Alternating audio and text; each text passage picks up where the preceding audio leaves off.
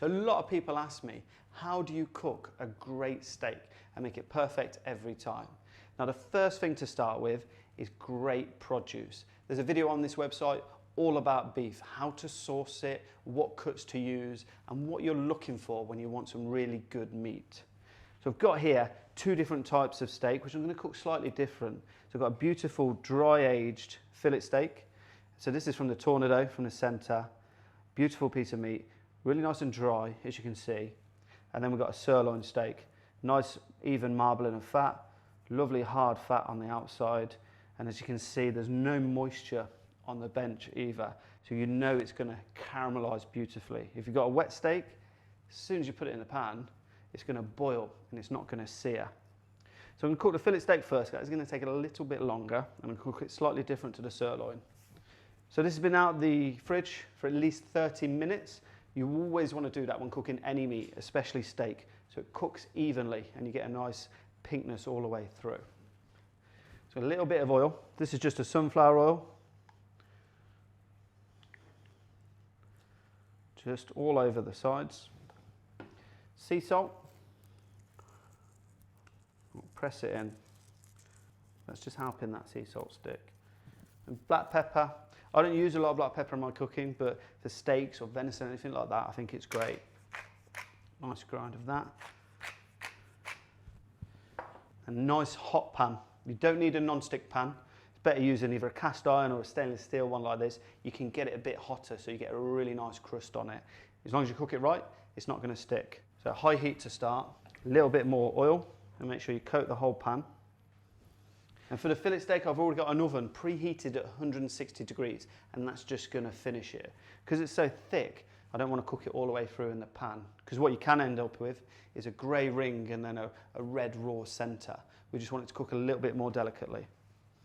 So bring it back together so it's not too flat. You don't want to press this down.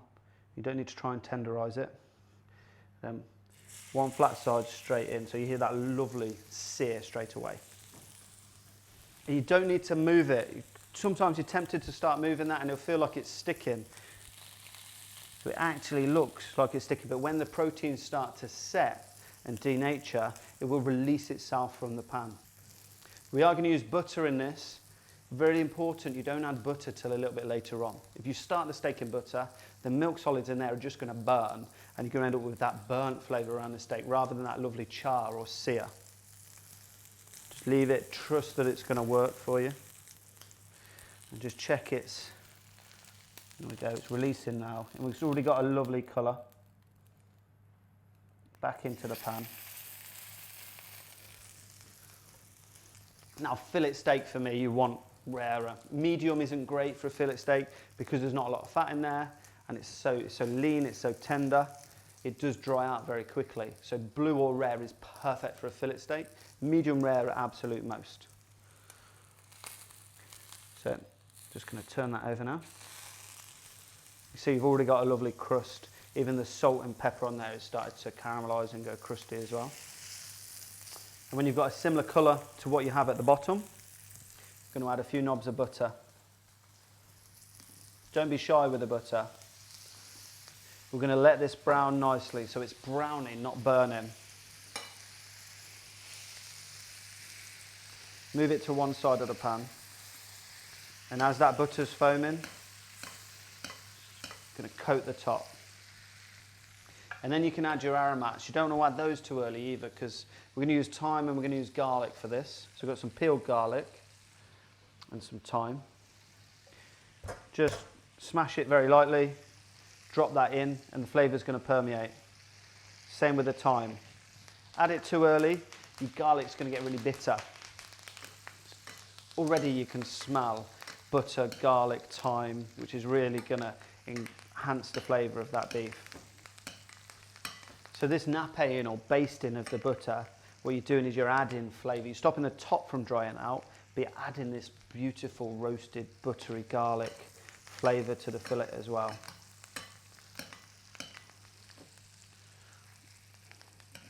Check the bottom, turn it over again.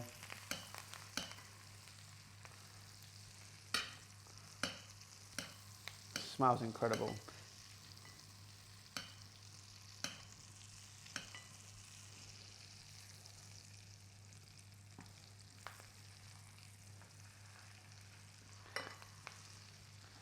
So now this is ready for the oven. Get yourself a baking tray. I don't like to transfer that pan straight in because the bottom's so hot, you'll just get too hard a crust underneath and dry the meat out. So just a tray at room temperature, and then get all of this thyme, garlic and butter over the top. Don't waste any. And this is going to go into the oven 160 degrees for about 4 to 5 minutes.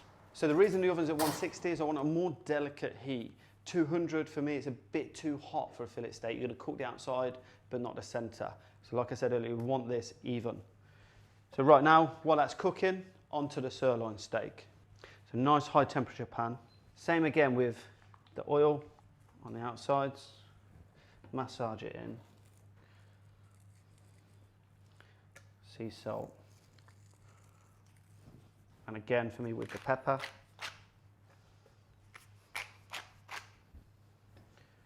Touch of oil again. This doesn't need a lot of fat. So all the fat is going to render out from the outside and some from the inside as well.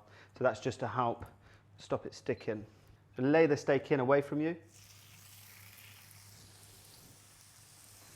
So this steak is going to cook for about 30 seconds on the one side, and then I'm going to turn it. It won't have the brownness of the crust, but we're going to keep turning back and forward, and develop the crust. So first turn.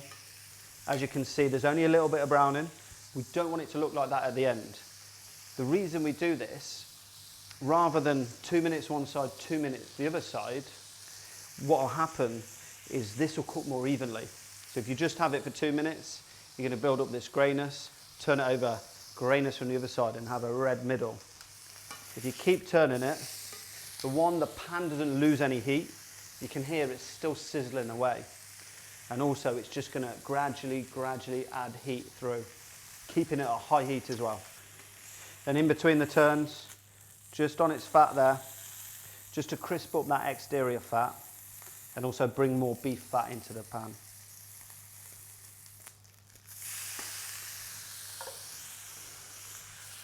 This already smells different to the fillet because there's so much fat around this and it's well mature.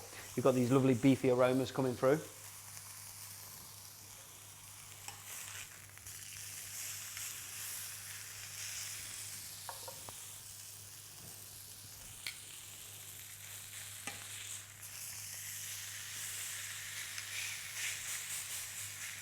You can see it's developing the colour slightly, but when it's finished, it's going to be lovely and brown, that lovely crust to it.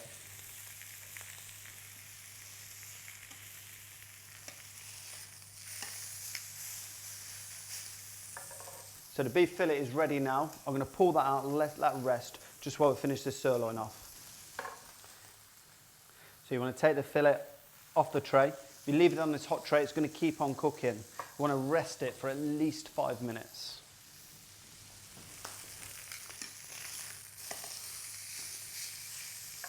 You see how it's changing? We've got lovely caramelisation around the fat.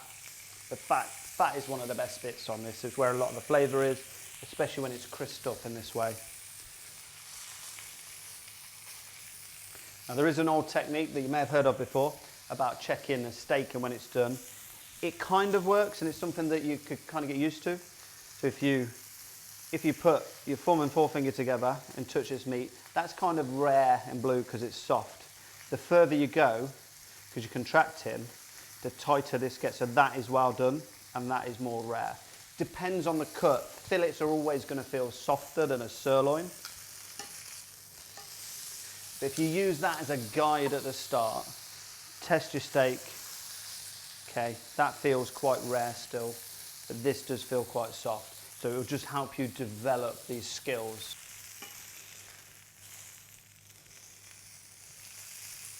Cooking steaks like this isn't an exact science.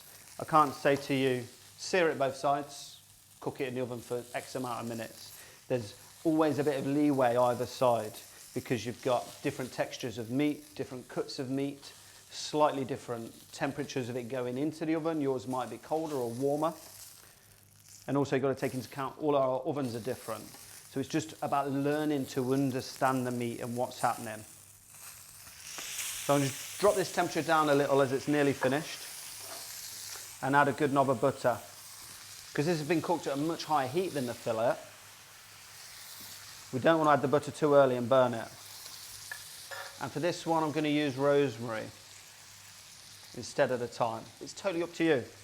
Some garlic in there as well. Once you've nailed the cooking of the steak, then you can start to experiment with different herbs or even spices. Whole spices are beautiful. If you put some whole star anise or cardamom in there as well, that's going to permeate through.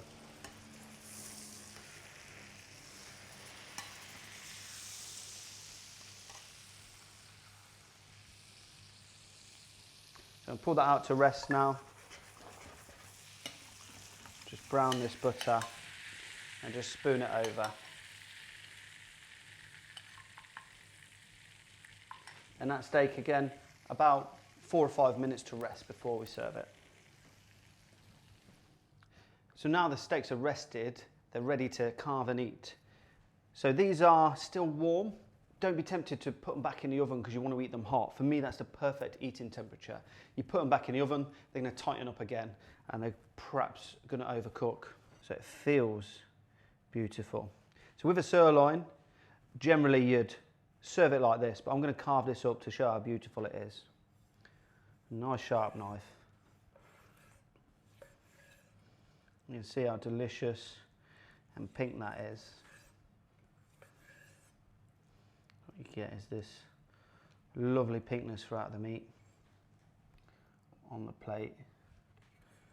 And then for me, always finish it with a little bit of sea salt, just to get that exposed meat in the middle.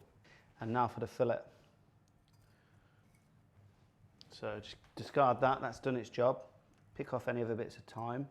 And again, you wouldn't normally carve a fillet, but if you're doing a bigger one then to share, you might want to. So I'm just going to cut this a couple of times, just to show that beautiful meat. And what you can see, there isn't a grey ring, it's nice and evenly pink from one side to the other, apart from just a little crust.